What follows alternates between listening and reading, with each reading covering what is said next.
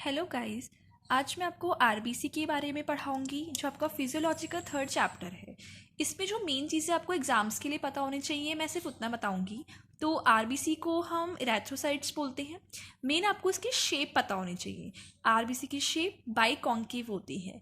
बाइकॉन्केव एक best shape होती है हीमोग्लोबिन कैरी करने के लिए, क्योंकि जब हमारी आरबीसी जब कैपिलरी से पास करती है तो उसमें बाइकॉन्केव शेप की हेल्प से वो इजीली स्क्वीज होके उसमें से पास हो सकती हैं।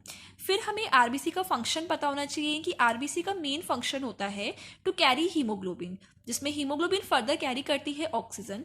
हीमोग्लोबिन के साथ साथ आरबीसी में एक और चीज़ होती है जिसे हम बोलते हैं कार्बोनिक एनहाइड्रेज एंजाइम।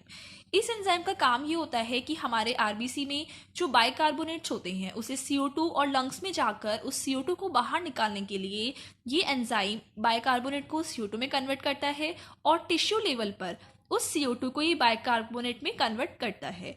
तो इस एंजाइम का ये यूज़ होता है। देन आपको आरबीसी का नॉर्मल काउंट पता होना चाहिए। ये याद रखना आपके प्रैक्टिकल एंड क्लिनिकल दोनों पर्पज से इंपॉर्टेंट है। तो आरबीसी का नॉर्मल काउंट मेल में 5.5 टू 6 मिलियन पर माइक्रोलीटर होता है, फीमेल में 4.5 टू 5 मिलियन पर माइक्रोलीटर एंड न्यूबॉर्न में 6 टू 6.5 मिलियन पर माइक्रोलीटर। अब फीमेल में क्यों कम होता है ये हमने अपने पहले वीडियो में पढ़ा था कि ड्यू टू ईस्ट्रोजन इरेथ्रोपोएसिस कम होता है फीमेल में और इसलिए उनमें आरबीसी का काउंट कम होता है। हमें मेनली यूनिट्स में कंफ्यूजन होता है, तो माइक्रोलीटर को ही याद रखना कि हम क्यूबिक पर mm और मिलीमीटर क्यूब बोलते हैं। इसके बाद आपको अभी फर्स्ट ईयर लेवल पे आरबीसी की डायमेंशंस में सिर्फ उसका डायमीटर पता होना चाहिए, जो 7 टू 8 माइक्रोमीटर के बीच में हम एवरेज लेते हैं। वैसे इसको एग्जैक्ट हम 7.8 माइक्रोमीटर भी बोलते हैं।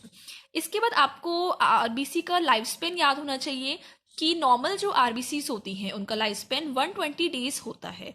120 डेज में क्या होता है कि जैसे जैसे आरबीसीज ओल्ड होती जाती हैं उनकी जो मेम्ब्रेन की फ्रेजिलिटी है वो इंक्रीज होती है, बिकॉज उनमें शेप चेंज होती है, एंजाइम की डेफिशिएंसी होती है।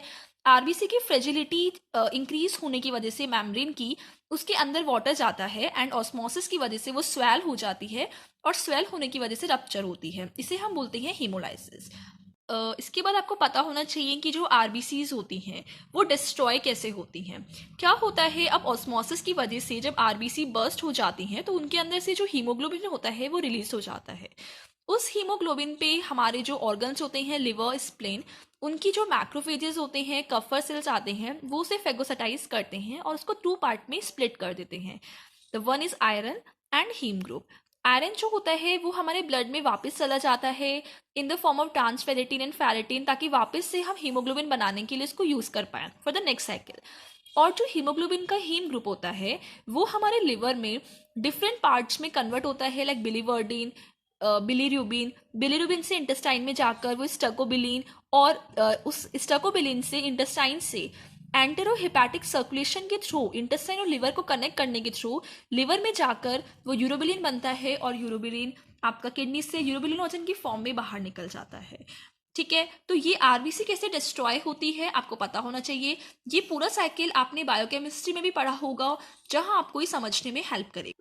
क्लिनिकल पॉइंट ऑफ व्यू से आपको आरबीसी के इंडाइसिस पता होना बहुत जरूरी है। ये इंडाइसिस आपसे प्रैक्टिकल में भी पूछते हैं, मेनली पूछते हैं और ये आपके आगे पैथो में भी काम आते हैं।